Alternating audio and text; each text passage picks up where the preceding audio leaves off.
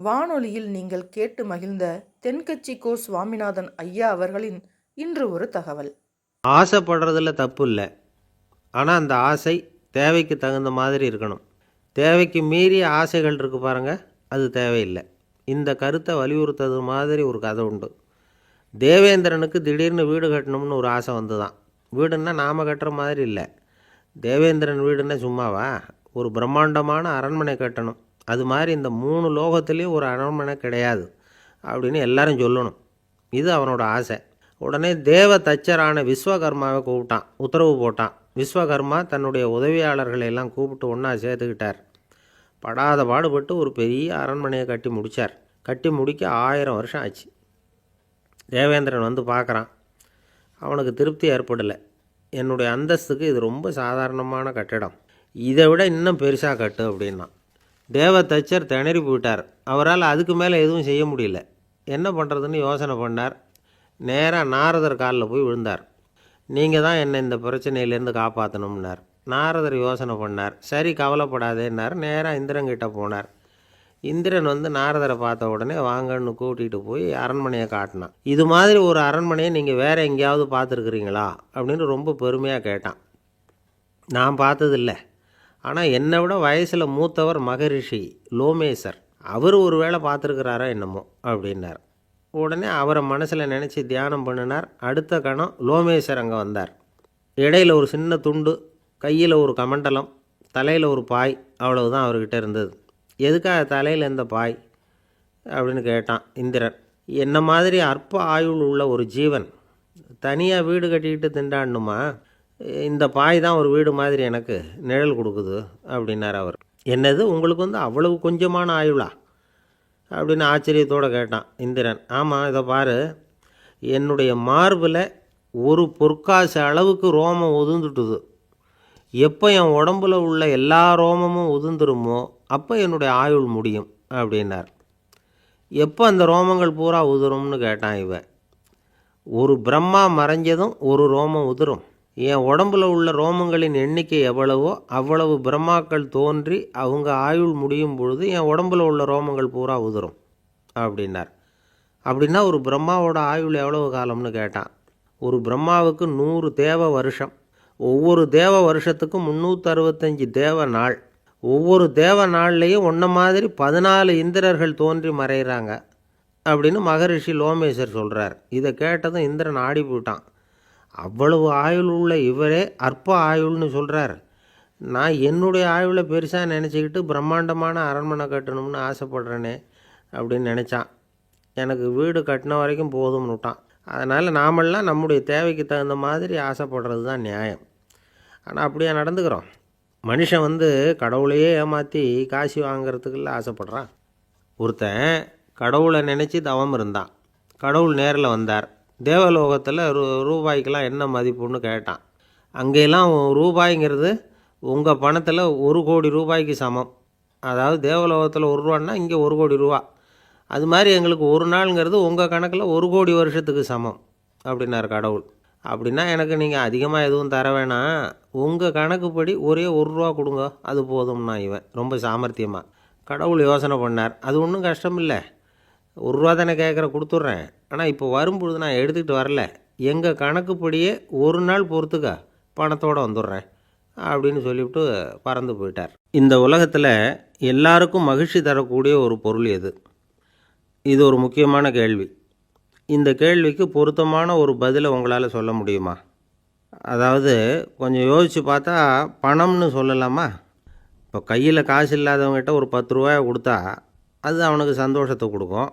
ஏற்கனவே வருமான வரி பிரச்சனையில் சிக்கி இருக்கிறவர்கிட்ட இன்னும் கொஞ்சம் பணம் இந்தாங்கன்னு சொல்லி கொடுத்தோம்னா அது வந்து அவருக்கு சங்கடத்தை தான் கொடுக்கும். அதனால் அந்த கேள்விக்கு பணங்கிறது பொருத்தமான பதிலாக இருக்க முடியாது.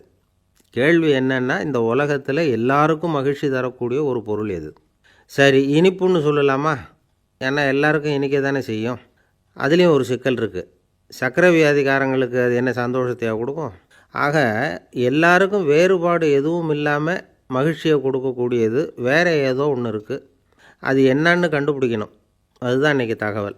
இப்போ அதை கண்டுபிடிக்கணும்னா இந்த கதையை கேட்கணும். அது என்ன கதைன்னா, ஒரு ஊரில் ஒரு ராஜா இருந்தார். அவருக்கும் இதே சந்தேகம் வந்துட்டுது. அதாவது எல்லாருக்கும் இன்பம் தரக்கூடிய பொருள் எது அப்படின்னு. இதுக்கு பதில் தெரிஞ்சுக்கிறதுக்கு ஆசைப்பட்டார்.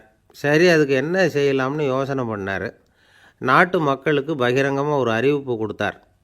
நம்ம நாட்டு மக்கள் இன்பம் தரக்கூடிய பொருள் எதுன்னு நினைக்கிறாங்களோ அதை கொண்டுக்கிட்டு வந்து அரண்மனையில் உள்ள கண்காட்சி மண்டபத்தில் வைக்கலாம். அப்படி அவங்க வைக்கிற பொருள்களில் எது எல்லாருக்கும் இன்பம் தரக்கூடியதாக இருக்குமோ அதை வச்சவருக்கு 1000 பொற்காசுகள் பரிசு அப்படின்னு அறிவிப்பு கொடுத்துட்டார். ஜனங்கள் இந்த அறிவிப்பை கேட்டாங்க. அதுக்கப்புறம் சும்மா இருப்பாங்களா? 1000 பொற்காசுன்னா சும்மாவா? அவங்கவுங்க கையில் என்னென்ன கிடைச்சதோ அதையெல்லாம் கொண்டாந்து அரண்மனை காட்சி மண்டபத்தில் வச்சுட்டாங்க. அதுக்கப்புறமா ராஜா அங்கே வந்தார். ஒவ்வொன்றா பார்த்துக்கிட்டே வந்தார். முதல்ல ஒரு குயில் இருந்தது, இனிமையாக பாடக்கூடிய குயில். இந்த குயிலோட இன்னிசை எல்லாருக்கும் இன்பம் தரக்கூடியது தான். இருந்தாலும் காது கேட்காதவங்களுக்கு இந்த இசை எப்படி இன்பம் தர முடியும்? அதனால் இது சரியில்லைன்னு விட்டார். அடுத்தபடியாக போனார். அங்கே என்ன வச்சுருக்குறாங்கன்னு பார்த்தா ஒரு அழகான மயில் அங்கே தோகை விரித்து ஆடிக்கிட்டு இருக்குது. இந்த மயிலோட ஆட்டம் மனசுக்கு இன்பம் தரக்கூடியது தான். இருந்தாலும் பார்வை இல்லாதவங்க இந்த ஆட்டத்தை பார்த்து ரசிக்க முடியுமா? முடியாது. அதனால் இதுவும் சரியில்லை அப்படின்னு சொல்லிவிட்டார். அதுக்கு அடுத்தபடியாக போனார். பல வகையான இனிப்பு பண்டங்களை வச்சுருந்தாங்க. பார்த்தார், வயசானவங்களுக்கும் நோயாளிகளுக்கும் இது இன்பம் தராது, துன்பம்தான் கொடுக்கும் அப்படின்னார். இப்படி ஒவ்வொன்றா பார்த்துக்கிட்டே போகிறார். அழகான மலர்கள், கனிகள், ஓவியங்கள் எதுவுமே பொருத்தமாக தெரியல. சகல பேருக்கும் இன்பம் தரக்கூடிய வகையில் எதுவும் இல்லை. கடைசியாக வந்தார். அங்கே ஒரு களிமண் பொம்மை இருந்தது. அது என்ன பொம்மை தெரியுமா? பசியால் வாடி இருக்கிற ஒருத்தருக்கு ஒரு அம்மா இனிமையாக பேசிக்கிட்டு சோறு போடுறது மாதிரி அந்த பொம்மையை செஞ்சுருந்தாங்க. அதுக்கு கீழே அன்பு அப்படின்னு எழுதியிருந்துதான். ராஜா பளிச்சுன்னு ஒரு முடிவுக்கு வந்தார். அந்த பொம்மையை செஞ்ச சிற்பியை வரவழைச்சார், பரிசு கொடுத்தார். அன்பு ஒன்று தான் எல்லாருக்கும் இன்பம் அளிக்கக்கூடிய பொருள். காது கேட்காதவங்களும் அதை கேட்க முடியும், பார்வை இல்லாதவங்களும் அதை பார்க்க முடியும், குழந்தைகளும் அதை உணர முடியும் அப்படின்னு அதுக்கு விளக்கம் கொடுத்தார் அந்த மன்னர். இந்த உலகத்தில் எல்லாருக்கும் மகிழ்ச்சி தரக்கூடிய ஒரு பொருள் அன்பு தான். அதை புரிஞ்சுக்கிட்டு தான் சில கணவன்மார்கள் மனைவி பேரில் ரொம்ப அன்பை காட்டிக்கிறது வழக்கம். ஒரு வீட்டு வாசப்படி பக்கமாக மழைக்கு ஒதுங்கினார் ஒருத்தர். மழை தூரிக்கிட்டு இருந்தது, இருட்டு நேரம். அந்த வீட்டில் இருந்தவர், இன்றைக்கி ராத்திரி வேணும்னா இங்கேயே தங்கிட்டு காலையில் போங்க அப்படின்னார். உடனே இவர் சொன்னார், ரொம்ப நன்றிங்க, ஒரு 10 நிமிஷத்தில் இதை வந்துவிடுறேன் அப்படின்னு சொல்லிவிட்டு எங்கேயோ ஓடினார். 10 நிமிஷம் கழித்து திரும்பி வந்தார். ஆமாம், எங்கே போயிட்டு வந்தீங்கன்னு கேட்டார் வீட்டில் இருந்தவர். நேராக எங்கள் வீட்டுக்கு போய் மனைவிக்கிட்ட இன்றைக்கி ராத்திரி இங்கேயே தங்கிக்கிறேன்னு சொல்லிவிட்டு வந்துவிட்டேன் அப்படின்னார் அவர். அன்பில் இது ஒரு ரகம். ஒரு ஆஃபீஸில் வேலை பார்க்குற ஒருத்தர் ஏதோ தப்பு பண்ணிவிட்டார். உடனே மேல் அதிகாரி அவரை கூப்பிட்டு அனுப்புனார். நீ செஞ்சது தப்புன்னார் கோபமாக. இது ஒரு ரகம். சில அதிகாரிகள் இப்படி நீங்கள் செஞ்சது தப்புன்னு சொல்கிறதில்ல, நீங்கள் செஞ்சது சரி அப்படின்னு சொல்கிறதில்ல. எப்படி சொல்லுவாங்கன்னா, நீங்கள் செஞ்சது சரியில்லைன்னு நான் நினைக்கிறேன் அப்படின்னு சொல்லுவாங்களாம். அதாவது சில பேர் நீங்கள் செஞ்சது தப்புங்கிறாங்க, அதையே மாற்றி சொல்கிறார் இவர், நீங்கள் செஞ்சது சரியில்லைன்னு நினைக்கிறேன். இது ரெண்டும் அர்த்தம் ஒன்று தான், இருந்தாலும் வார்த்தைகள் வித்தியாசம். நிர்வாக திறமை இல்லாத ஒரு அதிகாரி யூ ஆர் ராங் அப்படின்னு சொல்லுவாராம். நிர்வாக திறமை உள்ள அதிகாரியாக இருந்தால் அதையே கொஞ்சம் மாற்றி I think you are not correct அப்படிம்பாராம். இதுதான் வித்தியாசம். இருந்தாலும் வார்த்தைகளை உபயோகப்படுத்துகிற விதத்தை வச்சு தான் வேலை நல்லா நடக்கிறதும் நடக்காததும் இருக்குது. விவரம் தெரிஞ்சவங்க என்ன சொல்கிறாங்க தெரியுமா? Be a leader not a boss அப்படிங்கிறாங்க. ஒரு லீடராக பாஸாக இருக்காதே அப்படிங்கிறாங்க. சரி, அப்படின்னா லீடருக்கும் பாஸுக்கும் வித்தியாசம் உண்டா அப்படின்னு கேட்டால் இருக்குன்னு சொல்கிறாங்க. லீடருங்கிறவர் வேறு, பாஸுங்கிறவர் வேறு. ஒரு லீடர் எப்படி நடந்துக்குவார், ஒரு பாஸ் எப்படி நடந்துக்குவார், இதை முதல்ல நாம் தெரிஞ்சுக்கணும். அவங்க எப்படி நடந்துக்குவாங்க அப்படிங்கிறதுக்கு சில விவரங்கள் இருக்குது. அதை கேட்டோம்னா நாம் புரிஞ்சுக்கலாம் அதை. அதாவது பாஸுங்கிறவர் விரட்டிக்கிட்டே இருப்பார், லீடருங்கிறவர் ஊக்கப்படுத்திக்கிட்டே இருப்பார். நாளைக்கு சாயந்தரத்துக்குள்ளே அந்த வேலையை செஞ்சு முடிக்கலைன்னா தொலைச்சி அப்படிம்பார் அவர். இவர் எப்படி சொல்லுவார்னா, இது வரைக்கும் நீங்கள் செஞ்சுருக்கிற வேலை ரொம்ப அற்புதம் அப்படிம்பார். பாஸுங்கிறவர் அதிகாரத்தை நம்பி செயல்படுறவர், லீடருங்கிறவர் நல்லெண்ணத்தை நம்பி செயல்படுறவர். நம்மக்கிட்ட அதிகாரம் இருக்குது, பவர் இருக்குது, அதனால் காரியத்தை சாதிச்சுடலாம் அப்படின்னு நினைக்கிறவர் அவர். மற்றவங்கக்கிட்ட ஒரு நல்ல அபிப்பிராயத்தை சம்பாதிச்சுக்கிட்டு அது மூலமாக காரியங்களை சாதிக்கிறவர் இவர். பாஸுங்கிறவர் பயத்தை உண்டு பண்ணுவார், லீடருங்கிறவர் அன்பை பரவ செய்வார். அதை செய்யலைன்னா ஆடிட்டில் தகராறாயிடும், இது செய்யலைன்னா இன்க்ரிமெண்ட்டு கட் ஆகிடும், இப்படி ஏதாவது சொல்லி பயமுறுத்திக்கிட்டே இருப்பார் அவர். இவர் அப்படி இல்லை. உடம்பு இப்படி இருக்குது, வீட்டில் எல்லோரும் சௌக்கியமாக இருக்கிறாங்களா, ஆஃபீஸில் எல்லாம் வசதியாக இருக்குதா, நான் ஏதாவது உதவி செய்யணுமா அப்படின்னு அன்புக்கு முக்கியத்துவம் கொடுப்பார். பாஸுங்கிறவர் எதுக்கெடுத்தாலும் நான் சொல்லிகிட்டு இருப்பார், லீடருங்கிறவர் நாமன்னு சொல்லிகிட்டு இருப்பார். பாஸுங்கிறவர் தப்புக்கு காரணம் யாருன்னு பார்ப்பார், லீடருங்கிறவர் தப்பு என்னன்னு பார்ப்பார். இதுதான் ரெண்டு பேருக்கு வித்தியாசம். The boss shows who is wrong, the leader shows what is wrong அப்படின்னு சொல்லுவாங்க. இந்த காரியம் எப்படி செய்யப்பட்டிருக்கு அப்படின்னு தெரிஞ்சுக்கிறவர் பாஸ். இந்த காரியத்தை எப்படி செய்யணும்னு செஞ்சு காட்டுறவர் லீடர். பாஸுங்கிறவர் பணியாளர்களை திட்டுவார், லீடர் மரியாதைக்குரியவராக நடத்துவார், அதுக்கு உரியவராக அவர் நடந்துக்குவார். செய்கிற வேலையை ஒரு சுமையாக நினைக்க வைக்கிறவர் பாஸ், செய்கிற வேலையை ஒரு சந்தோஷமாக ஆக்கிறவர் லீடர். ஒரு முதலாளியாக இருக்கிறவர் அல்லது ஒரு நிர்வாகியாக இருக்கிறவர் இது மாதிரியான நுணுக்கங்களையெல்லாம் தெரிஞ்சு வச்சுக்கிறது நல்லது. ஒரு பாஸ் இருக்கார், அவர் ஒரு நாள் ரொம்ப பெருமையாக தன்னோட ஆஃபீஸை பற்றி பேசிக்கிட்டு இருந்தார். எனக்கு கீழே 200 பேர் வேலை செய்கிறாங்க சார், நான் ஒரு கோடு கிழிச்சா அவங்க அதை தாண்டாத அளவுக்கு நான் நடந்துக்கிறேன் சார் அப்படின்னார் அவர். அது எப்படி முடியுது உங்களால் அப்படின்னு கேட்டோம். நான் கோடே கிழிக்கிறதில்ல சார் அப்படின்னார். அரேபிய நாடு, அங்கே ஒரு ஆட்சி தலைவர், அரேபிய நாட்டு ஆட்சி பொறுப்பை ஏற்றுக்கிட்டவர். அவர் ஆட்சி பொறுப்பை ஏற்றுக்கிட்ட பிறகு ஒரு நாள் ஒரு தெருவில் நடந்து போய்கிட்டு இருந்தார். அவர் தோளில் ஒரு பெரிய துணி மூட்டை, அதை சுமந்துக்கிட்டு கடத்தெருவை நோக்கி அவர் போய்கிட்டு இருக்கிறார். வழியில் அவரை சந்தித்தார் உமர்.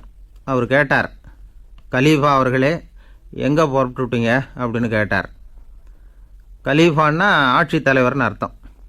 இதுக்கு அவர் சொன்னார், நான் துணி வணிகம் செய்கிறவன், அதனால் துணி வியாபாரம் செய்கிறதுக்காக போயிட்டுருக்கிறேன்னார். நீங்கள் இப்போ இந்த நாட்டுக்கு ஆட்சி தலைவர், ஆட்சி பொறுப்பில் இருக்கிறீங்க, நீங்கள் வியாபாரம் செய்ய போட்டால் அரசு பணிகளை செய்கிறது யார் அப்படின்னு கேட்டார் அவர். நான் அரசு பணிகளை மட்டுமே செஞ்சுக்கிட்டு இருந்தால் என் குடும்பத்தை காப்பாற்றுறது யார் அப்படின்னு கேட்டார் அவர். இப்படி கேட்டவர் யார் தெரியுமா? அவர் தான் அபூபக்கர், இறை தூதர் முகமது அவர்களுக்கு பிறகு கலீஃபாவாக தேர்ந்தெடுக்கப்பட்டவர். அப்போலாம் ஆட்சி தலைவர்களுக்கு சம்பளம்னு எதுவும் கிடையாது. இந்த பிரச்சனையை எப்படி தீர்க்கிறதுன்னு யோசனை பண்ணார் உமர். அபு உபைதா அவர்கள்கிட்ட அழைச்சிட்டு போனார்.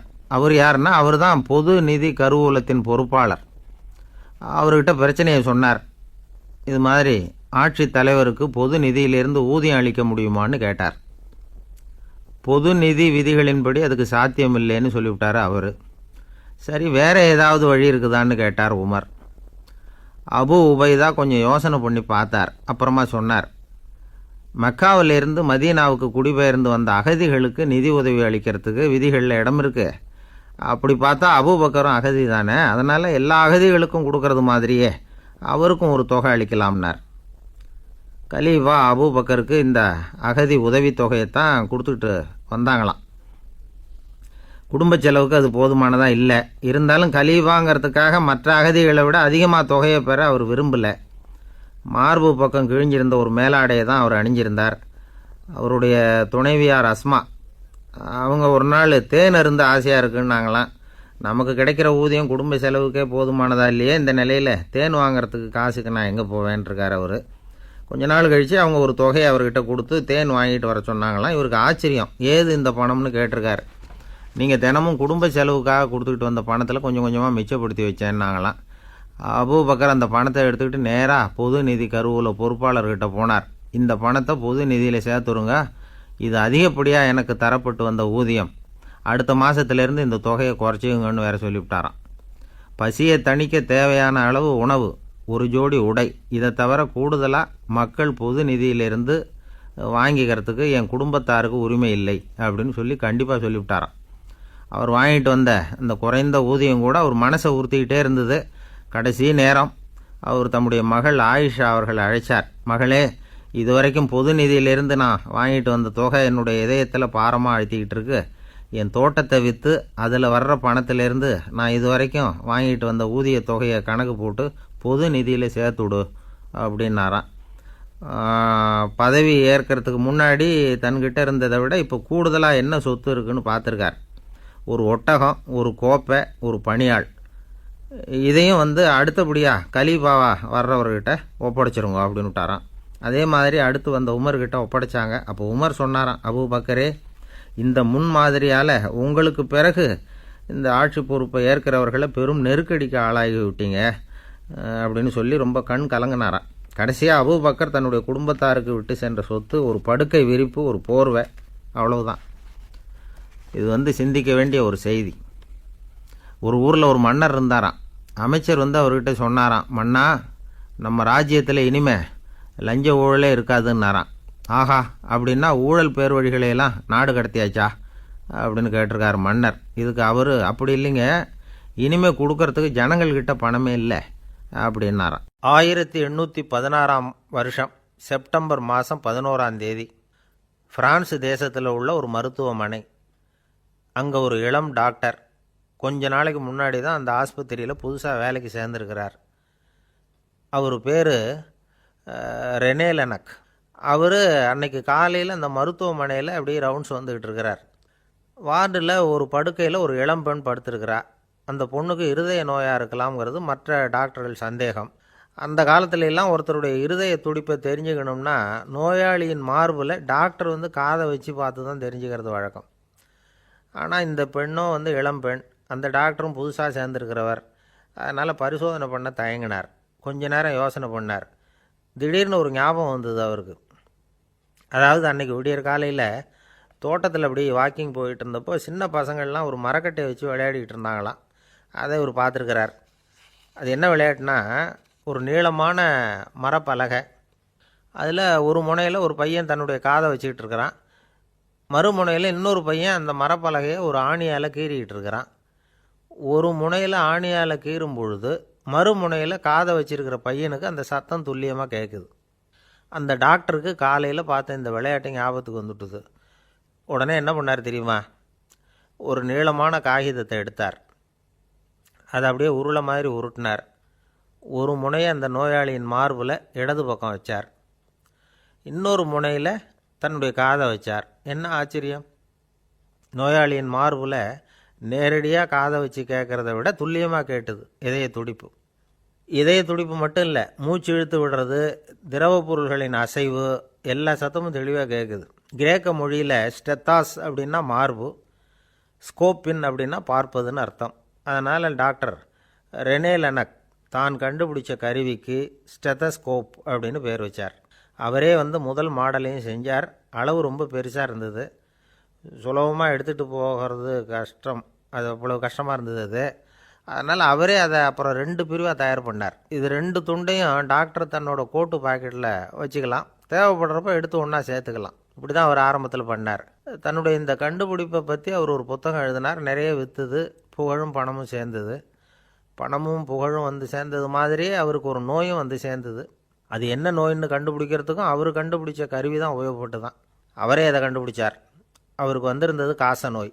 1826 வருஷம் ஆகஸ்ட் மாதம் 13ஆம் தேதி உலகத்தின் முதல் ஸ்டெதஸ்கோப்பை கண்டுபிடிச்ச டாக்டர் ரெனே லெனக் காலமானார். அவர் சாகிறதுக்கு முன்னாடி மரத்தால் செஞ்சு வச்சுருந்த ஸ்டெதஸ்கோப்பை தனக்கு வேண்டியப்பட்ட ஒரு டாக்டர்கிட்ட கொடுத்து, என்னுடைய சொத்துக்கள்லேயே ரொம்ப வசந்தது அப்படின்னு சொன்னாராம். அதுக்கப்புறம் 3 வெள்ளைக்காரங்க சேர்ந்து இந்த கருவியில் சில மாற்றங்களை பண்ணாங்க. ஆனால் 1829 லண்டனில் டாக்டர் நிக்கோலஸுங்கிறவர் ஒரு காதால் இதய துடிப்பை கேட்குறத விட டாக்டர் 2 காதாலையும் கேட்குறது தான் சரியாக இருக்கும் அப்படின்னு ஒரு கருத்தை வெளியிட்டார். அதுக்கப்புறம் ரொம்ப காலம் கழித்து 1852 ஜார்ஜ் காமான் அப்படிங்கிறவர் ரப்பர் டியூப்களை உபயோகப்படுத்தி 2 காதாலையும் கேட்குற மாதிரி ஒரு புதிய வடிவத்தை அதுக்கு கொடுத்தார். அதுக்கு பிறகு அது படிப்படியாக எவ்வளவோ மாற்றங்கள் இருந்தாலும் ஆரம்பத்தில் டாக்டர் ரெனே லெனக் உருவாக்கின அடிப்படை மாடலை யாரும் மாற்றி அமைக்கலைங்கிறது தான் முக்கியமான விஷயம். நமக்கு தெரிஞ்ச ஒரு ஆஸ்பத்திரி, அதில் ஒரு நோயாளி, காலை நேரத்தில் நர்ஸு அந்த பக்கமாக போயிட்டு இருந்தாங்க. அதை பார்த்துட்டு ஒரு நர்ஸுன்னு கத்துறார். நர்ஸு அவசரமாக ஓடி வந்து என்ன விஷயம்னு கேட்டாங்க. சிஸ்டர், இங்கே பாருங்கள், உங்கள் டாக்டரை என் நெஞ்சில் அவர் காதை வச்சு கேட்டுக்கிட்டு இருக்கிறார் அப்படின்னார் நோயாளி. சிஸ்டர் பதட்டப்படாமல், அதனால் என்ன, இந்த டாக்டர் பழமையான விஷயங்களில் ரொம்ப நம்பிக்கை உள்ளவர், அதனால் ஸ்டெத்தாஸ்கோப்பை உபயோகப்படுத்தாமல் காதை வச்சு கேட்குறார், அது ஒன்றும் தப்பு இல்லை அப்படின்னாங்களாம். ஐயோ, அதுக்காக இல்லை சிஸ்டர், இவர் என் நெஞ்சு மேலே தலையை வச்சது நேற்று ராத்திரி 9 மணி, இப்போ விடிஞ்சு போச்சு, இன்னமும் தலையை எடுக்கவே இல்லை, அதுக்காக தான் சந்தேகப்பட்டு உங்களை கூப்பிட்றேன் அப்படின்னாராம். ஒருத்தர் மனசில் நிம்மதி இல்லாமல் உட்காந்துருந்தார். என்ன சார் விஷயம் அப்படின்னு விசாரித்தேன். அகலக்கால் வச்சுட்டேன், அதுதான் அவதிப்படுறேன்னார். விவரமாக சொல்லுங்கன்னேன். வீடு கட்டணும்னு ஆரம்பித்தேன், வேலை பாதியிலேயே நிற்கிது, கையில் பணம் இல்லை அப்படின்னார். இது மாதிரி ஆசாமிகள் பல பேரை நீங்கள் பார்த்துருக்கலாம். இவங்கெல்லாம் சுலபமாக மன அழுத்தத்துக்கு ஆளாயிடுறாங்க. மன உளைச்சல், அதாவது ஸ்ட்ரெஸ் அப்படின்னு சொல்கிறோமே, அதுக்கு அடிப்படையான சில காரணங்கள் உண்டு. அதாவது மிகையாக திட்டமிடுதல் அப்படிங்கிறதும் ஒரு முக்கியமான காரணம். நடைமுறை சாத்தியம் என்னங்கிறத மனசில் வச்சுக்கிட்டு எந்த திட்டத்தையும் தீட்டணும், அப்போ தான் அது சரியாக வரும். ரெண்டாவது காரணம் என்ன தெரியுமா? ஒரே நேரத்தில் பல்வேறு செயல்களில் ஈடுபடுறது. தொலைபேசியில் பேசிக்கிட்டே கையில் இருக்கிற கடிதத்தை படிச்சுக்கிட்டே எதிரில் உட்காந்துக்கிட்டு இருக்கிறவருக்கும் அப்பப்போ பதில் சொல்லிக்கிட்டு மனசில் பல்வேறு சிந்தனைகளை அப்படியே ஓட விட்டுக்கிட்டு இருக்கிறது, இதுவும் மன அழுத்தத்தை உண்டாக்குது. மூணாவது காரணம், எதிலேயும் வெற்றி மட்டும் எதிர்பார்க்குற ஒருதலைப்பட்சமான ஆர்வம். நாம் தொட்டதெல்லாம் வெற்றியாகவே முடியணும் அப்படின்னு எதிர்பார்க்குறவங்க ஏதாவது ஒன்றில் தோல்வியை கண்டால் தோண்டு போயிடுறாங்க. எப்படியும் முடியலாம்ங்கிற எண்ணம் ஏற்கனவே நமக்குள்ளே இருந்துட்டுதுன்னா அந்த அவஸ்தை வராது. அதனால் அதுவும் நம்ம வளர்த்து கொள்ள வேண்டிய ஒரு குணம். மன உளைச்சல் ஏற்படுறதுக்கு இன்னொரு காரணம், எதையும் வேகமாக செஞ்சுடணும் அப்படிங்கிற துடிப்பு. அந்த துடிப்பே மனசை அழுத்த ஆரம்பிச்சிடும். எந்த ஒரு காரியத்திலையும் தாமதமோ இடையூறோ ஏற்பட்டால் அதை பொறுத்துக்கிற மனப்போக்கம் வேணும். அது இல்லாதவங்க அழுத்தத்துக்கு ஆளாயிடுறாங்க. சில பேர் வேலைன்னு எந்த நேரம் பார்த்தாலும் வேலையே கதின்னு கிடப்பாங்க. பொழுதுபோக்குக்கோ உடற்பயிற்சிக்கோ குடும்பத்தில் உள்ளவங்க அல்லது நண்பர்கள் கூட கலந்துரையாடவோ கொஞ்சம் கூட நேரம் ஒதுக்க மாட்டாங்க. இந்த சுபாவம் மன அழுத்தத்தை உண்டு பண்ணும். இதையெல்லாம் புரிஞ்சுக்கிட்டு அதிலிருந்து விடுபடுறது எப்படின்னு யோசிக்கணும். வல்லுநர்கள் இது தொடர்பாக சில யோசனைகளை சொல்லி வச்சுருக்கிறாங்க. அது என்னென்னா, வாழ்க்கைங்கிறது பிரச்சனைகளால் பின்னப்பட்ட ஒன்று, அது எப்போவுமே முடிவடையாத ஒரு தொடர்கதை அப்படிங்கிறத முதல்ல நாம் புரிஞ்சுக்கணும். ஒரே நேரத்தில் ஒரு காரியத்தில் மட்டுமே நாம் கவனம் செலுத்தணும். அடுத்தவங்க காரியத்தில் தலையிடக்கூடாது. எதையும் பேச ஆரம்பிக்கிறதுக்கு முன்னாடி நம்மை நாமே கேட்டுக்க வேண்டிய கேள்வி 2. 1, நான் சொல்ல போகிறது ரொம்ப முக்கியமானதா? 2வது, நான் சொல்கிறத அவங்க கேட்குறதுக்கு ஆசைப்படுறாங்களா? நான் பேசுகிறதுக்கு அது சரியான நேரம் தானா? இதை யோசித்து பார்த்ததுக்கப்புறம் எதையும் பேச ஆரம்பிக்கணும். முடிஞ்ச அளவுக்கு வளைந்து போகிற சுபாவத்தை வளர்த்துக்கணும். நம்ம நேரம் விலை மதிப்பு இல்லாதது, அதை வீணாக்கக்கூடாது. சிரிக்க தெரியலனாலும் பரவாயில்ல, முகத்தில் கொஞ்சம் புன்முறுவலாவது காட்டணும். இதெல்லாம் ரொம்ப முக்கியம். அடுத்தவங்க ஏதாவது செஞ்சால் உடனே நன்றி சொல்ல மறக்கக்கூடாது. தினமும் கொஞ்சம் நேரத்தை தனிமையில் செலவு பண்ணணும். மன உளைச்சலிருந்து விடுபடுறதுக்கு 3 முக்கிய வழிகள் சொல்கிறாங்க. அதை சுருக்கமாக ரெட் அப்படின்னு சொல்கிறாங்க. RED ஆங்கில எழுத்தில். அந்த முதல் எழுத்து R, அது என்னென்னா ரிலாக்ஸேஷன், அதாவது இடை ஓய்வு. 2வது E எக்ஸர்சைஸ், உடற்பயிற்சி. 3வது டயட், திட்டமிட்ட உணவு முறை. அதனால் தியானம், மூச்சு பயிற்சி இதெல்லாம் இந்த இடை ஓய்வுக்கு வழிகள். எந்த வேலையையும் தொடர்ந்து செய்யக்கூடாது. எல்லார்கிட்டையும் கலகலப்பாக பழகணும். மாதத்துக்கு ஒரு நாளாவது குடும்பத்தோடு வெளியில் போயிட்டு வரணும். சுலபமான உடற்பயிற்சிகளை செய்யலாம். உடற்பயிற்சிங்கிறது நமக்காக நாம் செய்கிற ஒரு நீண்டகால முதலீடு அப்படின்னு சொல்லுவாங்க. அதாவது லாங் டேர்ம் இன்வெஸ்ட்மெண்ட்டாக. அளவோடு சாப்பிட்ணும், மெதுவாக சாப்பிட்ணும். இதெல்லாம் கொஞ்சம் மனசில் வச்சுக்கிட்டு நடந்துக்கிட்டால் மகிழ்ச்சியாக வாழலாம். சில பேர் சாப்பாட்டு விஷயத்தில் ரொம்ப அக்கறை எடுத்துக்கிறது உண்டு. ஒரு குண்டு ஆசாமி சாப்பிட உக்காந்தார். முதல்ல ஒரு மாத்திரை சாப்பிட்டார். எதுக்குன்னு கேட்டோம். பசி எடுக்கிறதுக்குன்னார். சாப்பிட்டு முடித்தார். பிறகு மறுபடியும் ஒரு மாத்திரை சாப்பிட்டார். இது எதுக்குன்னு கேட்டோம். சாப்பிட்டது ஜீரணமாகறதுக்கு அப்படின்னார். பந்திக்கு முந்தர ஆசாமிகள் நம்மளில் பல பேர் உண்டு. அப்படி முந்தறதுக்கு கூட முயற்சி பண்ணுறவங்க நிறைய பேர் இருக்கிறாங்க. இதில் என்ன ஒரு விஷயம்னா, பந்திக்கு முந்துறது கூட தப்பு இல்லை. ஆனால் அப்படி ஒரு விருந்தில் ஆளாக போய் உட்காந்து சாப்பிட்டா கூட வெளியில் வர்றப்ப என்ன பெரிய விருந்து வச்சுட்டான், சாம்பாரில் உப்பு இல்லை, ரசத்தில் காரம் இல்லை அப்படின்னு குறை சொல்லிகிட்டே வர்றது இருக்குது பாருங்கள். அது சரியில்லை, நாகரிகமும் இல்லை. கல்யாண பத்திரிகையில் என்ன போட்டிருக்குது, என் பொண்ணுக்கும் இன்னார் பையனுக்கும் கல்யாணம், எல்லாரும் குடும்பத்தோடு வந்திருந்து மணமக்களை வந்து ஆசீர்வதிக்கணும், இப்படி தானே போட்டிருக்கோம். குடும்பத்தோடு வந்து விருந்து சாப்பிட்டு சாப்பாடு எப்படி இருக்குன்னு அபிப்பிராயம் சொல்லிவிட்டு போங்க அப்படின்னா போட்டிருக்கு கல்யாண பத்திரிகையில். ஒருத்தர் வீட்டு விசேஷத்துக்கு போயிருக்கோம்னா எவ்வளவோ அசௌகரியங்கள் நமக்கு ஏற்படலாம். ஏராளமான கூட்டம் வந்திருக்கும். எல்லாரையும் அவங்க வந்து தனித்தனியாக கவனிச்சிக்கிட்டு இருக்க முடியாது. நாம் தான் அனுசரித்து நடந்துக்கணும். நாமளாக போய் வாழ்த்த வேண்டியவங்களை வாழ்த்தி விட்டு வந்து சேரணும். அதை விட்டுட்டு பத்திரிக்கை கொடுத்தானேன்னு போனேன், கவனிப்பே சரியில்லை அப்படின்னு புலம்பிக்கிட்டு இருக்கக்கூடாது. ஒரு விருந்துக்கு போனால் அங்கே எப்படி நடந்துக்கணும் அப்படிங்கிறத பற்றி கூட அனுபவசாலிகள் சில விவரங்கள்லாம் சொல்லியிருக்கிறாங்க. இந்த காலத்தில் கல்யாணம், பிறந்த நாள், அது இதுன்னு நிறைய விருந்துகள் நடக்குது. அதெல்லாம் எதுக்காக? மனித உறவுகளை வளர்த்துக்கிறதுக்காக தான், வேறு எதுக்கு? ஒரு விருந்துக்கு போனால் அமைதியாக பொறுமையாக போய் உட்காரணும். அடித்து பிடிச்சிக்கிட்டு இடத்த பிடிக்க போகிறேன் அப்படின்னு நிற்கக்கூடாது. முதல் பந்தி நடந்துக்கிட்டு இருந்தால் அது முடிஞ்சு இலை எடுத்து சுத்தம் பண்ணதுக்கு அப்புறம் போய் உட்கார்றது தான் நாகரீகம். இலை எடுக்கிறதுக்கு முன்னாடியே அங்கே போய் உட்காந்தா நல்லா இருக்காது. நீங்கள் சாப்பிட்டுட்டு உட்காந்துருக்கீங்களா, சாப்பிட்றதுக்கு உட்காந்துருக்கீங்களா, பார்க்குறவங்களுக்கு சந்தேகம் வந்துடும். அதே மாதிரி இலையில் எல்லா ஐட்டமும் பரிமாறினதுக்கு அப்புறம் சாப்பிட ஆரம்பிக்கணும். ஒவ்வொரு ஐட்டமாக வைக்க வைக்க நாம் பாட்டுக்கு எடுத்து உள்ளே தள்ளிகிட்டே இருந்தோம்னா எதை வச்சோம் எதை வைக்கலன்னு பரிமாறினவரே குழம்பி போயிடுவார். ஏன்னா எப்போ பார்த்தாலும் இலை காலியாகவே இருக்கும். சாப்பிட்றப்போ உங்கள் சாப்பாட்டையே நீங்கள் கவனிக்கணும். அடுத்தவங்க இலையில் என்ன இருக்குது, பக்கத்தில் இருக்கிறவர் எதை அதிகமாக சாப்பிட்றார், இதெல்லாம் நமக்கு என்னத்துக்கு? எல்லாரும் சாப்பிட்டு முடிக்கிற வரைக்கும் பொறுமையாக இருக்கிறது தான் நல்லது. நீங்கள் மட்டும் திடீர்னு பாதியில் எழுந்திரிச்சு பக்கத்தில் இருக்கிறவங்களுக்கு சங்கடமாக இருக்குமேங்கிறதெல்லாம் யோசிக்காமல் நீங்கள் பாட்டு எழுந்திரிச்சு போகக்கூடாது. பக்கத்தில் உள்ளவங்க உங்களை எழுந்திரிக்க சொன்னால் எழுந்திரிச்சு போகலாம். விருந்துகளில் சாப்பாட்டை வீணாக்கிறதே ஒரு நாகரிகமாக போட்டுது. இந்த காலத்தில் சாப்பாட்டுக்கே கஷ்டப்பட்டுக்கிட்டு பல பேர் இந்த உலகத்தில் இருக்கிறப்போ சாப்பாட்டை வீணாக்கிறது எவ்வளோ பெரிய மோசங்கிறத நினச்சி பார்க்கணும். வேணுங்கிற அளவுக்கு கேட்டு வாங்கி சாப்பிட்றது தான் முறை. விருந்தில் இந்த பஃபே அப்படின்னு சொல்லி ஒரு முறை சொல்கிறாங்கல்ல, அதாவது உணவு வகைகளையெல்லாம் பொதுவாக ஒரு இடத்துல வச்சுடுறது, நமக்கு தேவையானதை நாமே எடுத்து ஒரு தட்டில் போட்டுக்கிட்டு சாப்பிட வேண்டியது. இதில் கூட சில பேர் தேவைக்கு அதிகமாக எடுத்து போட்டுக்கிட்டு வீணாக்குறாங்க. சில சமயம் வந்து கடைசியாக சாப்பிட போகிறவங்களுக்கு எல்லா ஐட்டமும் கிடைக்காம போகலாம்.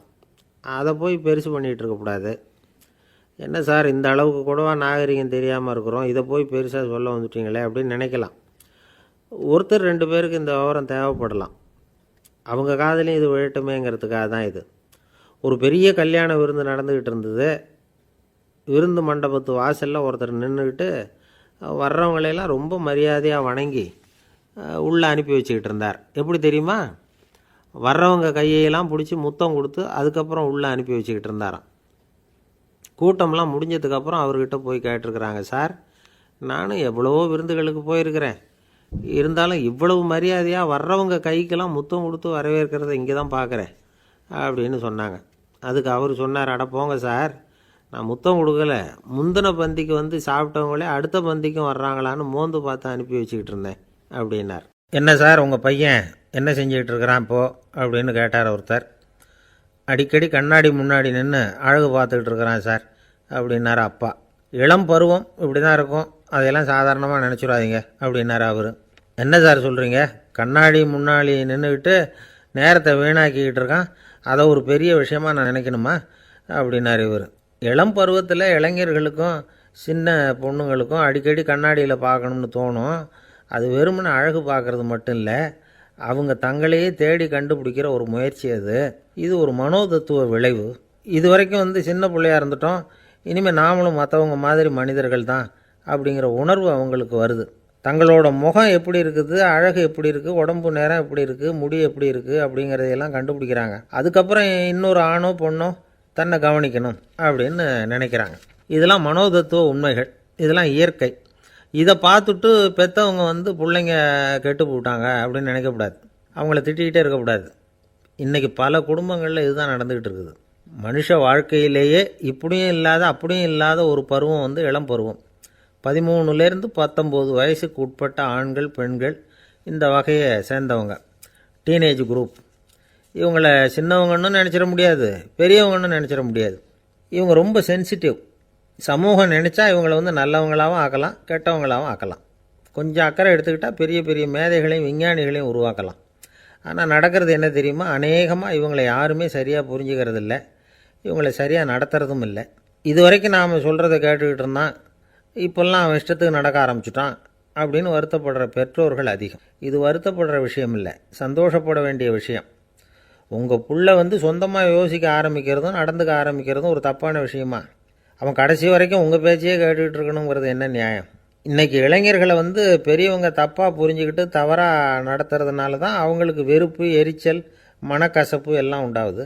பெற்றவங்க சரியாக மதிக்கிறது இல்லை அப்படிங்கிற ஒரே காரணத்தினாலேயே வீணாக போகிற பிள்ளைங்க இன்றைக்கி அதிகம். சரி, பெற்றவங்களுக்கு இன்றைக்கி என்ன தான் புத்தி சொல்ல வர்றீங்க அப்படின்னு கேட்குறீங்களா? நாம் எதையும் சொல்ல வரல, ஆனால் அது சம்பந்தமான சில நிபுணர்கள் சொல்லியிருக்கிறத உங்கள் காதில் போட்டு வைக்கலாம். அது என்னென்னா, பிள்ளைங்க கிட்ட அன்பு செலுத்துங்க. குழந்தையாக இருந்தப்போ எவ்வளவு பாசமாக இருந்தீங்க, வளர வளர அதை ஏன் குறைச்சிக்கிறீங்க? பெற்றவங்களின் அன்பான வார்த்தைகளுக்கு ஏங்குறவங்க தான் இன்றைய இளைஞர்கள். அவங்க எதை சொன்னாலும் அதை அக்கறையாக காது கொடுத்து கேளுங்க, அலட்சியப்படுத்தாதீங்க. அவங்க விரும்புகிறது உங்கள்கிட்டேருந்து ஒரு மதிப்பு, மரியாதை, அங்கீகாரம், இவ்வளவு தான். அவங்க அவங்களாவே முடிவுகள் எடுக்கட்டும், அதுக்கு நீங்கள் உதவியாக இருங்க, அது போதும். மற்றவங்க முன்னாடி, முக்கியமாக அவங்க நண்பர்கள் முன்னாடி அவங்கள பற்றி மட்டமாக பேசாதீங்க. அவங்கக்கிட்ட பொய் சொல்லக்கூடாது. நீங்கள் சொன்னது பொய்ன்னு தெரிஞ்சு போச்சுன்னா உங்கள் பேரில் அவங்களுக்கு இருக்கிற மதிப்பு போயிடும், நம்பிக்கை போயிடும். அவங்களுக்கு முன்னாடி நீங்கள் சண்டை போடக்கூடாது. உங்கள் பிள்ளைய எப்பவும் இன்னொரு பிள்ளையோட ஒப்பிட்டு பேசுகிற வேலையே வேணாம். கூட பிறந்த மற்றவங்களோட கூட ஒப்பிடக்கூடாது. இப்படி செஞ்சால் அவன் உங்ககிட்டையும் பிரியமாக இருக்க மாட்டான், அவங்ககிட்டையும் பிரியமாக இருக்க மாட்டான். புள்ள எங்கே போகிறான், என்ன பண்ணுறான் அப்படின்லாம் வந்து துப்பறிஞ்சிக்கிட்டு இருக்கக்கூடாது. இளைஞர்கள் வந்து தனிமையை விரும்புகிறவங்க. அவங்கள வந்து பெட்டியில் வச்சு மூடி பாதுகாக்கணும்னு நினைக்கக்கூடாது. அவங்கள எப்படி பாதுகாக்கிறது அப்படிங்கிறது அவங்களுக்கே தெரியும். உங்கள் புள்ள எப்படி நடந்துக்கணும்னு நீங்கள் எதிர்பார்க்குறீங்களோ அது மாதிரி நீங்கள் நடந்து காட்டுங்க, அது போதும். ஒரு வீட்டில் அப்பாவும் அம்மாவும் பேசிக்கிட்டு இருக்கிறாங்க, என்னங்க நம்ம பொண்ணு பெரியவளாயிட்டா, அடிக்கடி கண்ணாடி முன்னாடி போய் நின்றுக்கிட்டு இருக்கிறா, சீக்கிரமாக ஒரு பையனை பார்த்து கல்யாணத்தை முடிக்காமல் இப்படி மசன்னு கல் மாதிரி உட்காந்துருக்குறீங்களே அப்படின்னு சத்தம் போட்டாங்க. அந்த அம்மா, அவசரப்படாத, பார்க்குறதுக்கு கண்ணுக்கு அழகாக லட்சணமாக புத்திசாலியாக ஒரு பையன் கிடைக்க வேணாமா, அதுதான் பார்த்துக்கிட்டு இருக்கிறேன் அப்படின்னார் அப்பா. இதுக்கு அந்த அம்மா சொல்கிறாங்க, எங்கள் அப்பா இப்படியெல்லாம் நினச்சிக்கிட்டு இருந்திருந்தா எனக்கு கல்யாணமே ஆயிருக்காது தெரியுமா அப்படின்னாங்களாம்.